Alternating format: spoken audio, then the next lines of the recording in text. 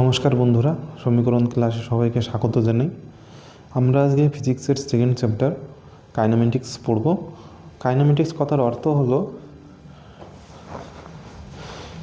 Study of motion of an object.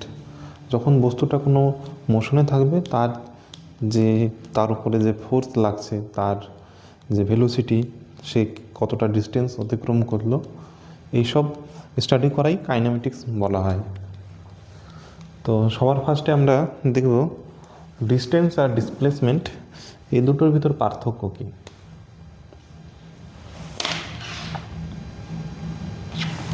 এর আগে আমরা স্কেলার এবং ভেক্টর রাশি পড়েছিলাম। তো যেমন ডিস্টেন্সকে বলা হয় দূরত্ব, আর ডিসপ্লেসমেন্টকে বলা হয় সরণ, বাংলায় বলা হয় সরণ। আমি যদি এখানে একটা ছবি আঁকি, এটা মনে করো 4, এটা 3, এটা একটা triangle, A point, B point, C point. কোনো ব্যক্তি যদি এ পয়েন্ট থেকে হাঁটা শুরু করে, বি পয়েন্টে আসে, এবং বি পয়েন্ট থেকে হেঁটে সি পয়েন্টে আসে, এটা মনে করো 3 মিটার, এটা মনে করো 4 মিটার, তাহলে আমি এখানে কি বলবো, তার টোটাল ডিস্টেন্স কত হয়েছে? 3 মিটার প্লাস 4 মিটার, ঠিক আছে, 7 মিটার। আর আমি যদি বলি তার সরণ কত হয়েছে, ডিসপ্লেসমেন্ট কত হয়েছে, তাহলে সেটা হবে এ থেকে ডাইরেক্ট সি অবধি সে যত দূরত্ব অতিক্রম করেছে, বা যে যতটুকু দূরত্ব হবে, সেটাই তার ডিসপ্লেসমেন্ট হবে, সরণ। পাইথাগোরাসের নিয়ম অনুযায়ী জানো এটা কি 5 মিটার হবে।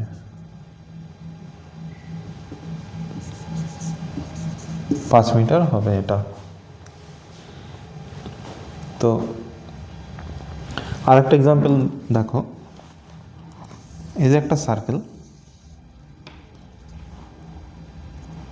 মনে করো এর রেডিয়াস 7 মিটার। তো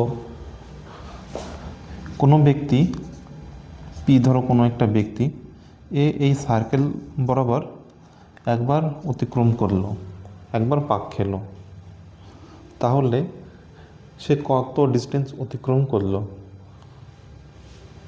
ডিস্টেন্স, দূরত্ব, কত দূরত্ব অতিক্রম করলো?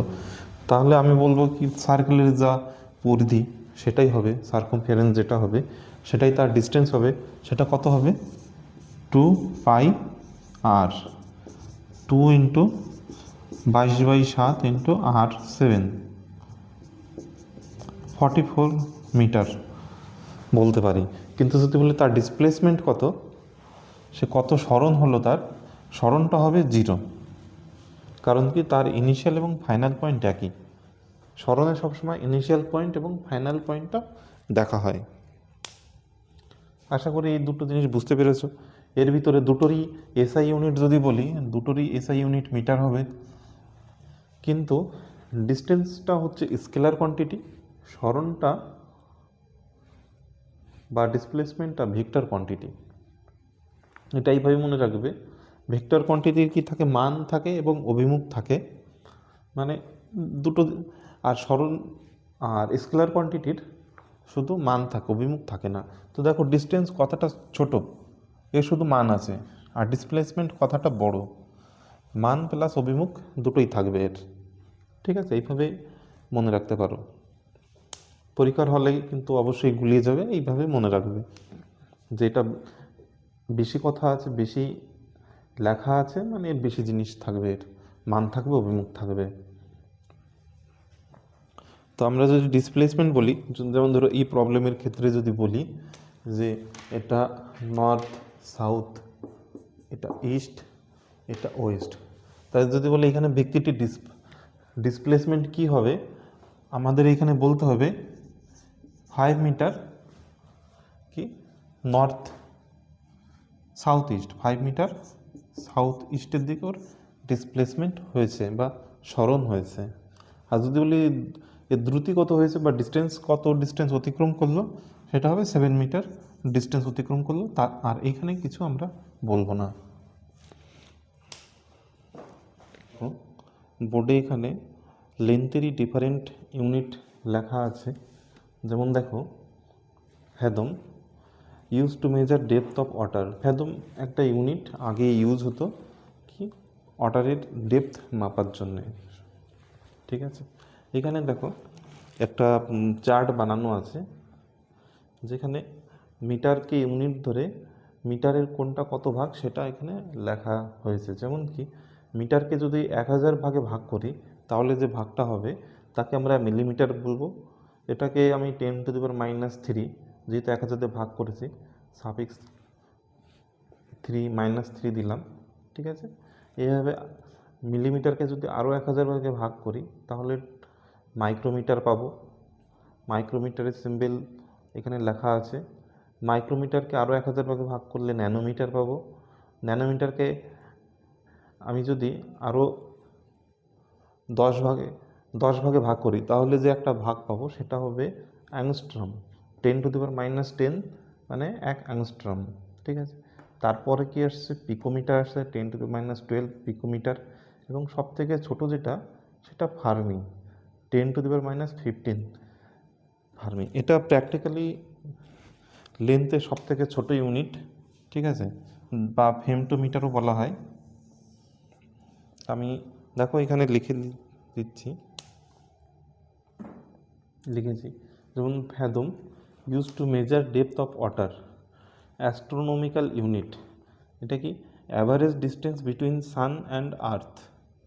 ঠিক আছে, সোলার সিস্টেমের ভিতর কোনো ডিস্টেন্স মাপতে এটা ব্যবহার করা হয়। এটা হচ্ছে অনেক বড় বড় লেন্থের অনেক বড় বড় ইউনিট। তারপর লেন্থের সব থেকে বড়ো ইউনিট কি পারসেক। দেখো আমি এখানে লিখে রেখেছি যে অ্যাস্ট্রোনমিক্যাল ইউনিট, তার থেকে বড় ইউনিট লাইট ইয়ার, তার থেকে লাইট ইয়ারের থেকেও বড় unit parsec. 1 parsec is equal two 3.26 light year, এরকম বলা যেতে পারে। তাই প্রশ্নগুলো যেমন লেন্থের সব থেকে বড় ইউনিট কোনটা, এটা 4টে এমসিকিউ দিয়ে দেবে, তার ভিতরে একটা থাকে পারসেক, সেটা হবে। ঠিক আছে, parsec, light year. Light year মানে কি আলো 1 বছরে যে ডিস্টেন্স অতিক্রম করে তাকে আমরা 1 লাইট ইয়ার বলবো। এরকমও প্রশ্ন থাকে যে কি লাইট ইয়ার কিসের ইউনিট, লেন্থ, টাইম। ঠিক আছে, অনেকে টাইম লাইট ইয়ার, যেহেতু ইয়ার একটা টাইম, অনেকে টাইম অ্যাড করে দেয়। তো দেখো তারপরে কি আছে মাইক্রোমিটার, যেটা মাইক্রোমিটারের সিম্বল দেখো আর 10⁻6 মানে 1 মাইক্রোমিটার। এর ইউজ কোথায়, বায়োলজি, ম্যাটেরিয়াল সায়েন্স। ঠিক আছে, যেমন যদি বলি রেড ব্লাড সেল যেটা, এর ডায়ামিটার কত 7 মাইক্রোমিটার। একটা ব্যাকটেরিয়ার সাইজ কত হয় 1 থেকে 6 মাইক্রোমিটার। এটা আমি একটা এক্সাম্পল দিলাম। ব্যাকটেরিয়ার সাইজ এর থেকেও বড় হয় 15 মাইক্রোমিটার বা 200 মাইক্রোমিটার, এরকমও হয় কোনো ব্যাকটেরিয়ার সাইজ। ঠিক আছে, এর থেকে ছোট কি ন্যানোমিটার, NM দ্বারা প্রকাশ করা হয়। ঠিক আছে, ন্যানোমিটারে ইউজ কোথায় করা হয় মলিকুলার বায়োলজিতে, সেমিকন্ডাক্টর চিপ। আমাদের যেমন এখন যে লেটেস্ট আমরা যে i5 বা i6 যে চিপ ইউজ করা হয় সেখানে এখন 6 ন্যানোমিটার চিপস ইউজ করা হয়। আমার যে লেটেস্ট যেটা জানি আমি সেই অনুযায়ী তার থেকে বেশিও হতে পারে, বেশি ছোটও হতে পারে। ঠিক আছে, যেমন যদি বলি ডিএনএ হেলিক্সের যে ডায়ামিটার সেটা কত 2 ন্যানোমিটার। তারপরে আর কি থাকে ন্যানোমিটারের পরে অ্যাংস্ট্রমের সিম্বল দেখো এরকম। 1 অ্যাংস্ট্রম মানে কত 10⁻10 মিটার। ঠিক আছে, অ্যাংস্ট্রম কোথায় ইউজ করা হয়, ম্যাক্সিমাম ইউজ হয় কেমিস্ট্রিতে, যে কোনো মলিকুলের বন্ড লেন্থ মাপার জন্যে। ঠিক আছে, যেমন কার্বন বন্ড, এটা যদি মাপা হয় কত 1.6 অ্যাংস্ট্রম হয়। একটা গোল্ড মলিকুলের ডায়ামিটার কত হয় 0.3 অ্যাংস্ট্রম হয়। আমি এই জাস্ট কিছু এক্সাম্পল দিলাম। তারপরে লেন্থে যে সব থেকে ছোটো ইউনিট ফার্মি বা ফেমটোমিটার, এর ইউজ কোথায় হয়? ইন্টারমলিকুলার যে সাবস্টেন্স আছে সেগুলো মাপার জন্য। যেমন যদি বলি একটা প্রোটন, এর সাইজ কি হবে? 1 ফার্মি, ঠিক আছে, FN এরকম অ্যাপ্রক্স 1 ফার্মি। তো এইগুলো লেন্থ থেকে। আর স্পিডের বাংলা দ্রুতি, আর ভেলোসিটির বাংলা কি? গতিবেগ। এর ভিতরে স্পিড যদি সংজ্ঞা বলি তাহলে কি হবে? Rate of change of distance, ঠিক আছে, rate of change of distance. আর যদি ভেলোসিটির সংজ্ঞা কি হবে? রেট অফ চেঞ্জ অফ এখানে হবে ডিসপ্লেসমেন্ট। মানে ইউনিট টাইমে যে ডিস্টেন্স চেঞ্জ হচ্ছে তাকে আমরা স্পিড বলবো, আর ইউনিট টাইমে যে ডিসপ্লেসমেন্ট হচ্ছে তাকে আমরা ভেলোসিটি বলবো।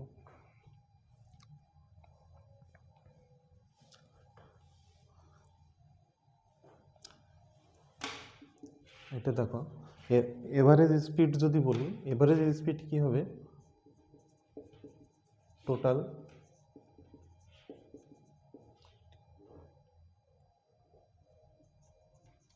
Total distance by total time. এই ক্ষেত্রে কি হবে?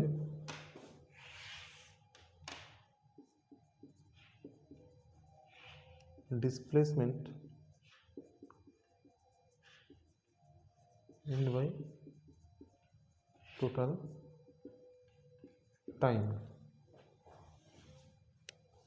যেহেতু ডিস্টেন্স একটা স্কেলার কোয়ান্টিটি, সেই জন্যে স্পিডটাও স্কেলার কোয়ান্টিটি হবে। আর এখানে যেহেতু ডিসপ্লেসমেন্ট একটা ভেক্টর কোয়ান্টিটি, সেই জন্যে ভেলোসিটিটাও ভেক্টর কোয়ান্টিটি হবে।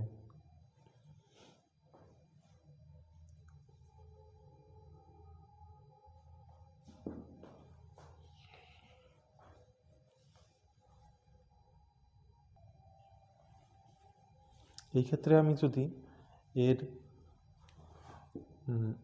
ইউনিটের কথা বলি তাহলে দেখো ইউনিটটা কি হবে? ডিস্টেন্স, লেন্থের ইউনিট বাই টাইম, ঠিক আছে, টাইমের ইউনিট মানে মিটার পার সেকেন্ড, এটাই হবে এর ইউনিট। আর যদি বলি এর ডাইমেনশনস কি হবে? ডাইমেনশনস হবে লেন্থের ডাইমেনশন কত? L by time, T inverse, ঠিক আছে, এইটা হবে এর ডাইমেনশনস। তাহলে এইখানে দেখো স্পিড আর ভেলোসিটি দুটো কিন্তু আলাদা কোয়ান্টিটি, একটা স্কেলার কোয়ান্টিটি, একটা ভেক্টর কোয়ান্টিটি, ঠিক আছে, কিন্তু এদের ডাইমেনশন সেম, এদের ইউনিট সেম, ঠিক আছে। তো এইখান থেকে একটা MCQ ঘুরিয়ে ফিরিয়ে মাঝে মাঝে চলে আসে যে ডাইমেনশন সেম হলে কি হবে? ইউনিট সেম হবে, বা ডাইমেনশন দুটো আলাদা কোয়ান্টিটি, এদের ডাইমেনশন সেম হতে পারে, দুটো আলাদা কোয়ান্টিটি এদের ডাইমেনশন কখনোই সেম হবে না। এইভাবে একটা অ্যাসারশন রিজনিংয়ের কোশ্চেন চলে আসে, সেটা বুঝে শুনে করতে হবে। কোশ্চেন আমি করাবো সেরকম কোশ্চেন।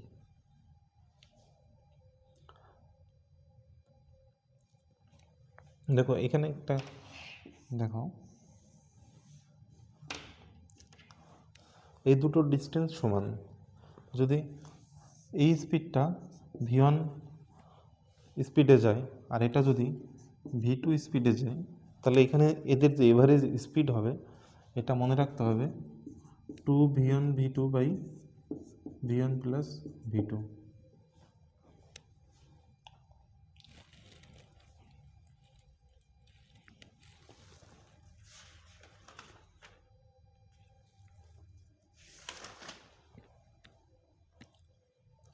এটা বা এরকম যদি প্রশ্ন আসে যে এটা ধরো পয়েন্ট এ, এটা ধরো পয়েন্ট বি, পয়েন্ট এ থেকে পয়েন্ট বিতে যাওয়ার যে ডিস্টেন্স, যে স্পিড, সেটা ছিল v1 এবং রিটার্ন স্পিড ছিল v2, তাহলে এর যাতায়াতের গড় স্পিড কত ছিল বা গড় ভেলোসিটি কত ছিল, সেক্ষেত্রেও এটাই হবে 2v1 v2 by v1 plus v2। এটা একটা এরকম প্রশ্ন ম্যাথেও আসে বা ফিজিক্সেও চলে আসে, তো এইটা মনে রাখবে, একদম তুরন্ত হয়ে যাবে। সেকেন্ড ম্যাক্সিমাম 15 থেকে 20 সেকেন্ডের ভিতর তোমার অ্যান্সার বেরিয়ে যাবে।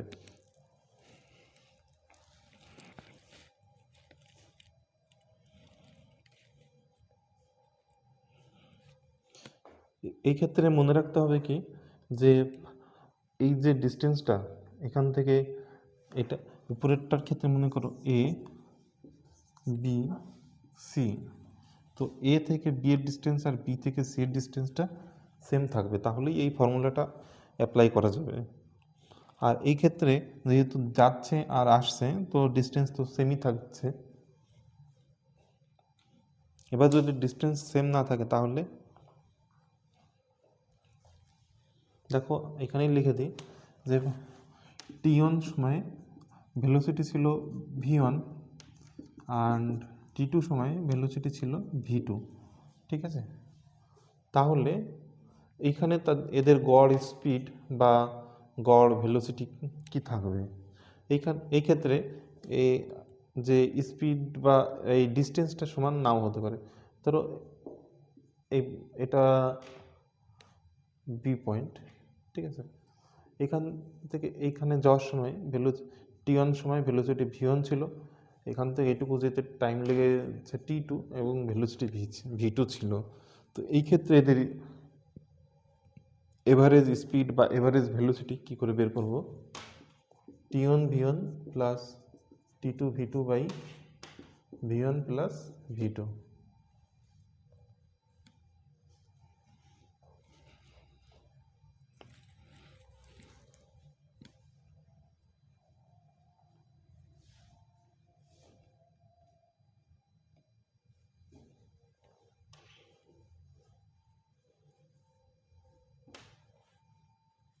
একটু ভুল বললাম, t1 v1 plus t2 v2 by t1 plus t2, এটা হবে অ্যাভারেজ স্পিড। এটা মনে রাখবে। তো দুটো ফর্মুলা বললাম, এই দুটো ফর্মুলা মনে রাখবে।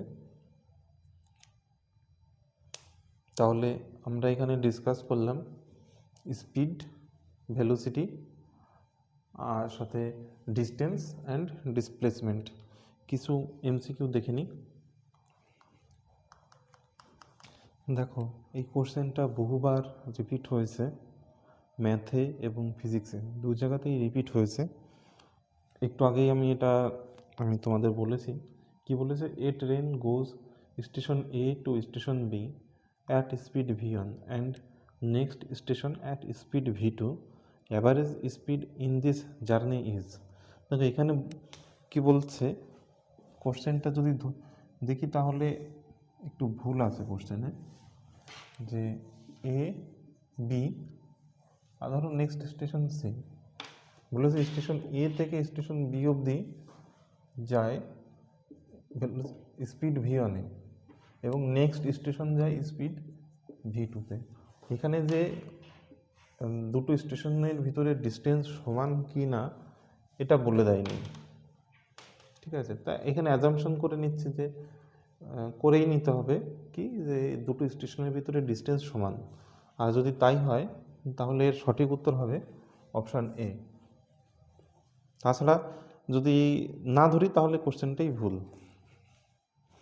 দেখো এখানে পরের কনসেপ্ট কি, ইউনিফর্ম ভেলোসিটি, নন ইউনিফর্ম ভেলোসিটি এবং রিলেটিভ ভেলোসিটি। এগুলো কি? দেখো ইউনিফর্ম ভেলোসিটি কি, যে যদি ইকুয়াল ইন্টারভেল অফ টাইমে কি ইকুয়াল ডিসপ্লেসমেন্ট যদি কভার করে তাহলে আমি বলবো কি সেটা ইউনিফর্ম ভেলোসিটি। মানে কি, ধরো এই যে একটা রেখা, ধরো কোনো একটা কার ধরো এই বরাবর যাচ্ছে, তো আমি প্রত্যেকটা সেগমেন্টে দেখলাম যে ইকুয়াল ইন্টারভেল অফ টাইম ভাগ করলাম। ধরো এই প্রত্যেকটা টাইমই হচ্ছে ধরে নাও 1 সেকেন্ড, এখান থেকে এইটুকু যেতে 1 সেকেন্ড লাগছে, এখান থেকে এইটুকু 1 সেকেন্ডে যাচ্ছে, এখান থেকে একটু 1 সেকেন্ডে যাচ্ছে, এরকমভাবে ভেঙে নিলাম যে 1 সেকেন্ডে কতটুকু যাচ্ছে। এবার যদি ইকুয়াল ইন্টারভেল অফ টাইমে যদি ইকুয়াল ডিসপ্লেসমেন্ট, ধরো 5 মিটার, এটুকু 5 মিটার, এটাও যদি 5 মিটার থাকে, এটাও যদি 5 মিটার থাকে, এটাও যদি 5 মিটার থাকে, তাহলে আমি বলতে পারি কি এই কারটা কি ইউনিফর্ম ভেলোসিটিতে যাচ্ছে, covers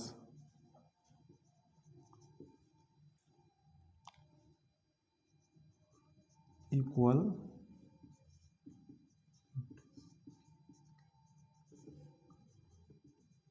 meant in equal of time, equal interval of টাইমে ইকুয়াল ডিসপ্লেসমেন্ট কভার করে, এরকম হলেই আমি বলতে পারি কি ইউনিফর্ম ভেলোসিটিতে যাচ্ছে। নন ইউনিফর্ম ভেলোসিটি তাহলে কি হবে, কি ইকুয়াল ডিসপ্লেসমেন্ট কভার করছে না। ধরো এই অবধি এইভাবে গেল, এরপরে কি হলো 1 সেকেন্ডে গেল 7 মিটার, পরের সেকেন্ডে গেল 8 মিটার, তারপর সেকেন্ডে গেল 9 মিটার, ধীরে ধীরে স্পিড বাড়ছে। ঠিক আছে, এই প্রত্যেকটাই ধরো 1 সেকেন্ড 1 সেকেন্ড 1 সেকেন্ড 1 সেকেন্ডেই এই ডিসপ্লেসমেন্টগুলো কভার করছে। এরকম হলেই বলবো কি এটা তাহলে কি হবে, does not cover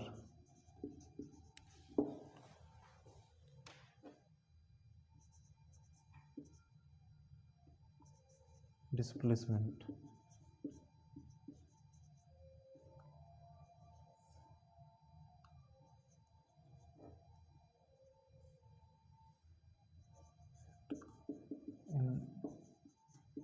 equal interval of time. ঠিক আছে, ইউনিফর্ম নন ইউনিফর্ম আশা করি ভালো করেই বোঝা গেল। রিলেটিভ ভেলোসিটি কি হবে দেখো,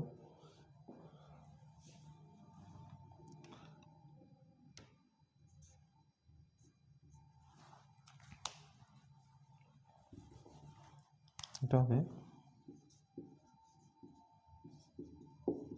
সিটি অফ ওয়ান অবজেক্ট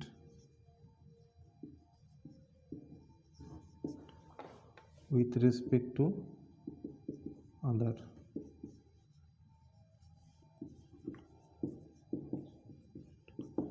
ঠিক আছে, অন্য একটা বস্তুর সাপেক্ষে আর একটা বস্তুর যে ভেলোসিটি যদি তুলনা করা হয় তাহলে তাকে আমরা রিলেটিভ ভেলোসিটি বলবো। রিলেটিভ ভেলোসিটি সবসময় কোনো একটা বস্তু সাপেক্ষে আর একটা বস্তুর রিলেটিভ ভেলোসিটি হবে। আমি এক্সাম্পল দিয়ে বোঝাচ্ছি। ধরো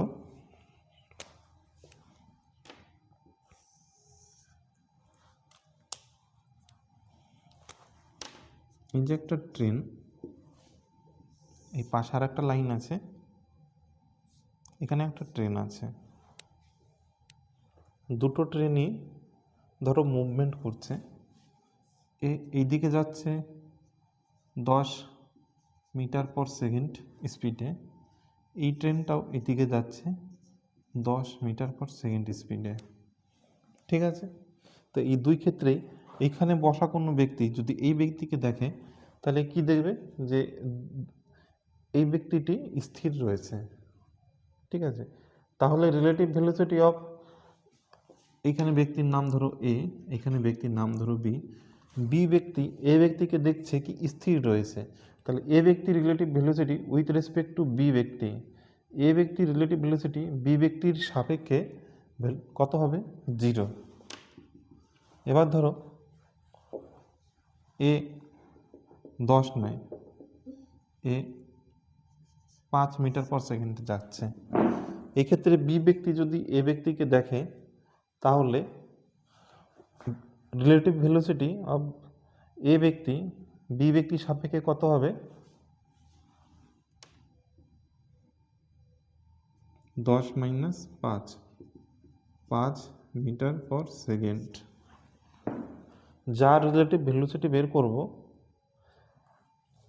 সেটা মাইনাস যার সাপেক্ষে বের করব সেটা, ঠিক আছে? সাপেক্ষে এটা এর কত ভেলোসিটি ছিল 5, করলেই আমি রিলেটিভ ভেলোসিটিটা পেয়ে যাব। যদি দেখো সেম এক্সাম্পল, এই ট্রেনটা এদিকে যাচ্ছে 5 মিটার পার সেকেন্ড, এই ট্রেনটা এদিকে যাচ্ছে 10 মিটার পার সেকেন্ড। আমি যদি আবার এ ব্যক্তি, এটা এ এটা বি, এ ব্যক্তি রিলেটিভ ভেলোসিটি বের করি বি ব্যক্তির সাপেক্ষে, তাহলে কি হবে? 5 মাইনাস, দেখো এই আমি এইদিকে ভেলোসিটি আমি বলেছি ভেক্টর কোয়ান্টিটি, তো এই দিকে আমি ভেলোসিটিটা পজিটিভ ধরলাম, তাহলে তার উল্টো দিক কী হবে? অবশ্যই নেগেটিভ হবে। তাহলে এই বি ব্যক্তিটা উল্টো দিকে যাচ্ছে, তাহলে এর ভেলোসিটিটা -10 হবে, ঠিক আছে? -10 কত হলো? 15 মিটার পার সেকেন্ড। যেটা হয় প্রকৃতির নিয়ম, যে আমি একদিকে বসে আছি, আমার উল্টো দিক থেকে যদি কোনো ট্রেন যায় তাকে অবশ্যই অনেক ঝড়ের গতিতে চলে যেতে দেখা যায়। সেটাই কারণ কি, তার ভেলোসিটি দুইজনের যোগফল হয়। দুইজন যদি উল্টো দিকে যায় তাহলে এদের ভেলোসিটিটা যোগ হয়ে যাবে রিলেটিভ ভেলোসিটি বের করতে গেলে পারে। এখানে বললাম কি, যার ভেলোসিটি বের করব সেটা মাইনাস যার সাপেক্ষে বের করব সেইটা।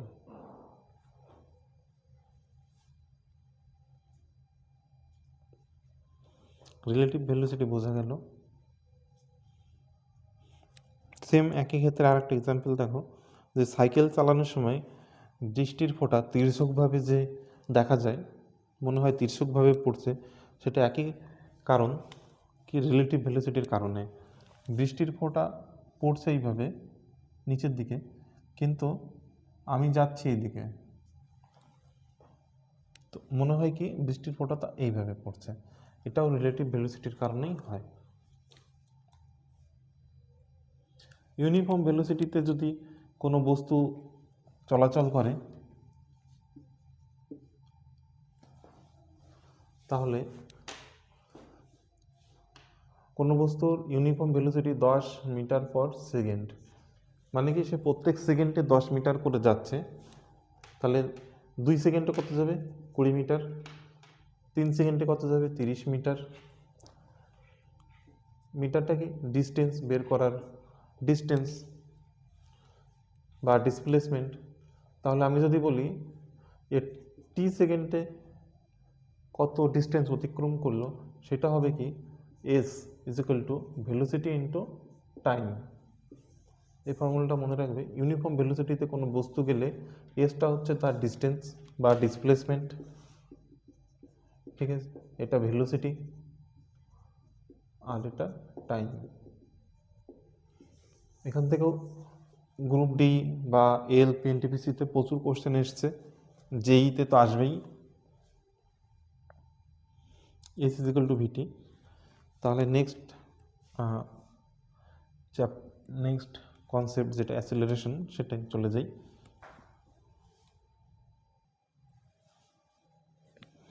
দেখো নেক্সট কনসেপ্ট অ্যাসেলারেশন বা ত্বরণ। এর মানে হলো কি, যে প্রত্যেক মুহূর্তে বস্তুর গতিবেগ বাড়তে তালে থাকে, কারণ কি তার উপর কোনো ফোর্স অ্যাপ্লাই হয়, সেই কারণেই বাড়ে। তো প্রত্যেক মুহূর্তে যে বস্তুর গতিবেগ ধীরে ধীরে বাড়ছে, একেই আমরা ত্বরণ বলবো। এর যদি সংজ্ঞা বলি, rate of change of velocity. Rate of change, যখনই রেট কথাটা আসে তখনই রেট কিসের রেট? টাইমের rate. Rate of change of velocity, ঠিক আছে?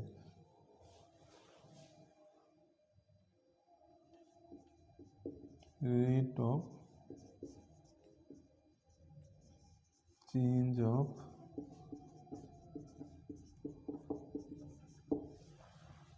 ভেলোসিটি, একে আমরা অ্যাসেলারেশন বলবো। একে যদি প্রকাশ করা হয় কি ডেল্টা ভি বাই ডেল্টা টি, এটাকেই অ্যাসিলারেশন এফ দ্বারা বা এ দ্বারা প্রকাশ করা হয়। ঠিক আছে, ডেল্টা ভি মানে কি? ডেল্টা ভি মানে কি? প্রাথমিক বা অন্তিম গতিবেগ মাইনাস প্রাথমিক গতিবেগ, V two minus V one. আর ডেল্টা টি মানে কি? এই ভি টু আর ভি ওয়ানের ভিতরে যে টাইমের ডিফারেন্স সেটাকে আমি টি দিয়ে প্রকাশ করছি। টি ধরো 3 সেকেন্ড, 4 সেকেন্ড বা 5 সেকেন্ডে ভি টু থেকে ভি ওয়ান হয়েছে। ঠিক আছে, একেই আমরা বলবো অ্যাসিলারেশন এ। তাহলে যেটা ফিজিক্সে যেটা অন্তিম গতিবেগ সেটা ভি, প্রাথমিক গতিবেগ ইউ, এইটা ধরা হয়। তা আমি যদি সেটা এখানে লিখি তাহলে ফর্মুলাটা দাঁড়াবে V is equal to U plus A T. এটা মনে রাখতে হবে, যেখানে ভিটা অন্তিম গতিবেগ, ইউটা প্রাথমিক গতিবেগ, এ হচ্ছে ত্বরণ, আর টিটা সময়। টি সময় এই ত্বরণটা অ্যাপ্লাই হয়েছে। এর সঙ্গে সঙ্গে আরও কিছু ফর্মুলা দেখে নাও। V square is equal to you square plus 2 AS।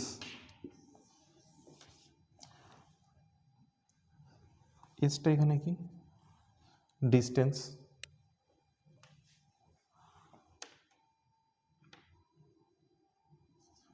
A is equal to ut plus half, sorry এটা এস হবে, S is equal to U T plus half A T square.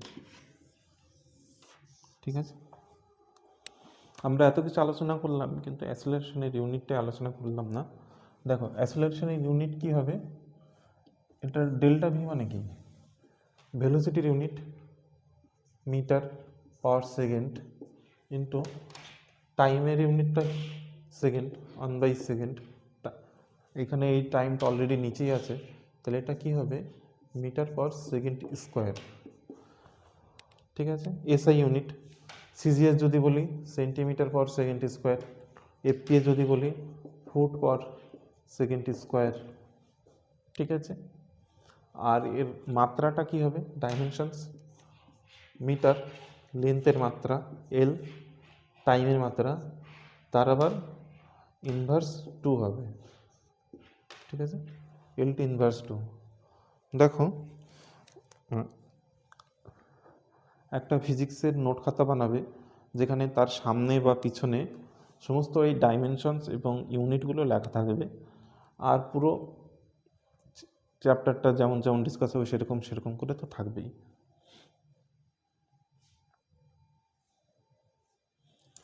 এই ফর্মুলাগুলো অবশ্যই মনে রাখবে। আর এর আগে একটা ফর্মুলা বলেছিলাম কি, S is equal two velocity into time. এবার দেখো আমরা আন্ডার গ্র্যাভিটি এই ফর্মুলা কি হবে সেটা ডিসকাস করব। দেখো কোনো বস্তু যখন গ্র্যাভিটির প্রভাবে নিচের দিকে মুভ করবে তাহলে কি হয়, বস্তুর গতিবেগ ধীরে ধীরে বাড়তে থাকে, তাই না?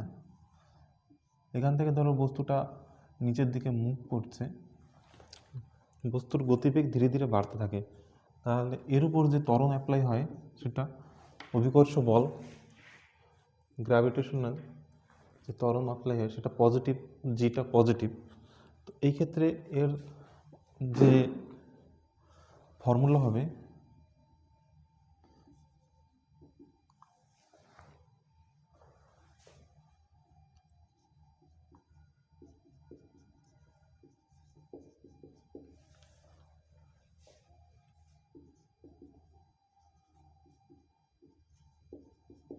জিটা কি? অভিকর্ষজ ত্বরণ, যার মান কত? 9.81 মিটার পার সেকেন্ড স্কোয়ার। ঠিক আছে, এইচটা কি? হাইট।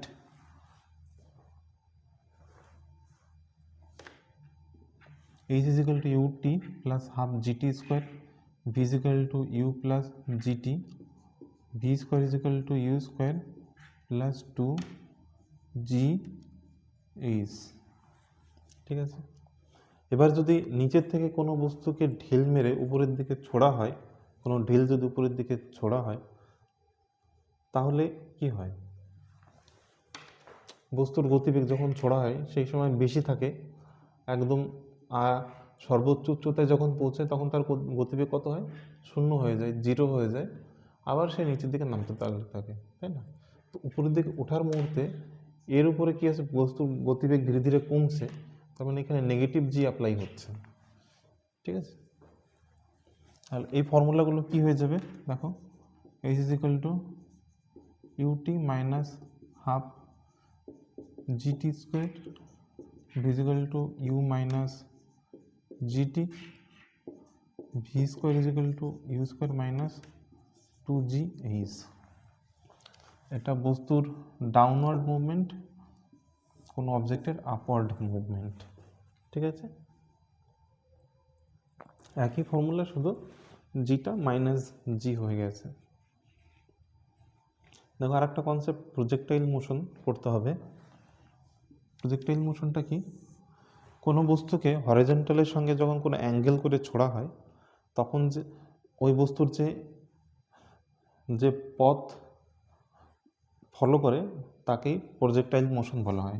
ধরো এই বস্তুকে এভাবে কোনো অ্যাঙ্গেল করে ছোড়া হয়েছে, এই একটা বস্তু, তাহলে এটা কি করবে দেখো, এরকম করে একটা অ্যাঙ্গেল প্যারাবোলিক পথ ফলো করবে, ঠিক আছে? একেই প্রজেক্টাইল মোশন বলা হয়।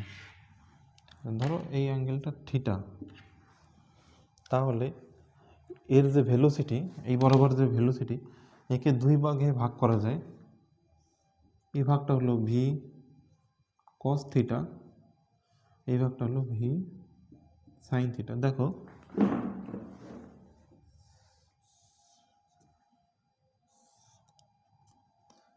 ও এ, ঠিক আছে? এটা এক্স অ্যাক্সিস, ওটা ওয়াই অ্যাক্সিস। ও এর কে যদি এক্স বরাবর আমি প্রকাশ করতে চাই, তাহলে এটা যেটা হবে, এই অ্যাঙ্গেলটা যদি থিটা হয়, তাহলে এটা হবে ও এ ড্যাশ, ধরো তাহলে O a dash is equal to হবে ও এ কস থিটা। আর এই বরাবর যদি প্রকাশ করতে চাই, এ ডবল ড্যাশ ধরো, তাহলে O A double dash is equal to হবে ও এ সাইন থিটা, যদি এটা থিটা হয়। এটা মনে রাখো, ঠিক আছে? ও এর জায়গায় কোনো কিছু, এটা ভেলোসিটি হতে পারে, এটা যদি এর ভেলোসিটি ভি হয়, তাহলে এই বরাবর ভেলোসিটি কত হবে? V cos theta. এই বরাবর হবে ভি সাইন থিটা। সেটাই ভাগ করেছি, V sine theta, V cos theta. V sine থিটার প্রভাবে বস্তুটা উপরের দিকে উঠবে, আর ভি কস থিটার প্রভাবে বস্তুটা সামনের দিকে এগিয়ে যাবে। আর এই দুটোর প্রভাবে এই বস্তুটা কি করবে? একটা প্রজেক্টাইল পথ ফলো করবে। এই প্রজেক্টাইল পথটা হলো প্যারাবোলিক,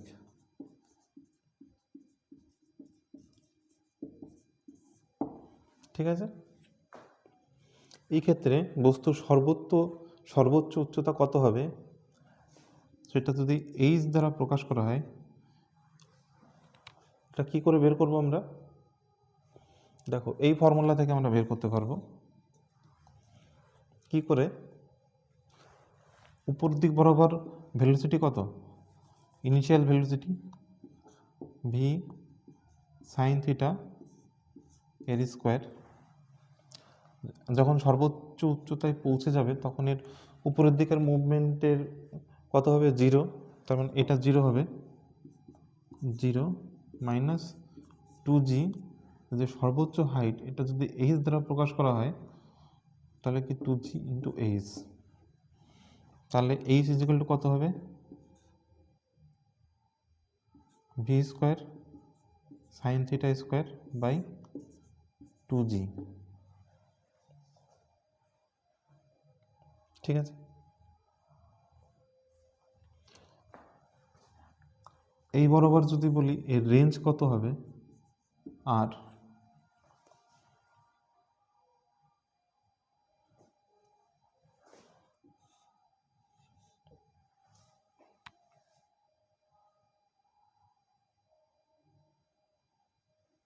দেখো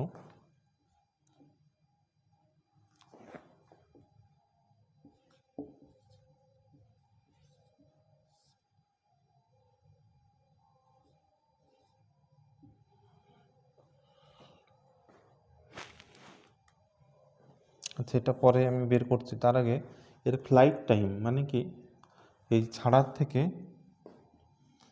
এই অবধি পৌঁছানো অবধি কত টাইমে মুভ করলো, ঠিক আছে, যত টাইম হাওয়ায় থাকলো সেটা এর ফ্লাইট টাইম।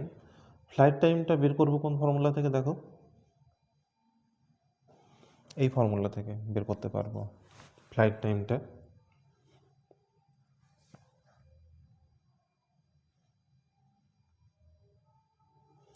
ফার্স্ট হাফ, এই ফার্স্ট হাফ যেতে যতটুকু সময় লাগবে সেকেন্ড হাফ যেতে সে একই সময় লাগবে। তো ফার্স্ট হাফের ফ্লাইট টাইমটা তাকে এখান থেকে বের করতে পারবো। এটা 0 হয়ে যাবে একদম উপরে গিয়ে। এই উপর আমি যদি শুধু আপওয়ার্ড ভেলোসিটি ভি সাইন থিটার কথা বলি, তো এই পজিশনে গিয়ে ভি সাইন থিটাটা 0 হয়ে যাবে। তো 0 is equal to initial velocity vertical ডিরেকশনে কত ছিল? V sine theta minus g t, t is equal to v sine theta by g. তাহলে এটা হলো ফার্স্ট হাফের flight time. Total flight time কত হবে? T 2v sine theta by g. এবার দেখো রেঞ্জ বের করতে পারবো। রেঞ্জ কত? এই বরাবর যে বস্তুটা যাচ্ছে সে ইউনিফর্ম ভেলোসিটিতে যাচ্ছে, মানে রেঞ্জ বলতে এটা তো ডিস্টেন্স। ডিস্টেন্স তাহলে এস ইজ ইকুয়াল টু কত হবে? V T, velocity into time. এই বরাবর ভেলোসিটি কত? V cos theta, V cos theta. Time কত? 2v sine theta by g, ঠিক আছে। আর এটা করলে হবে v square 2 sine theta cos theta by G.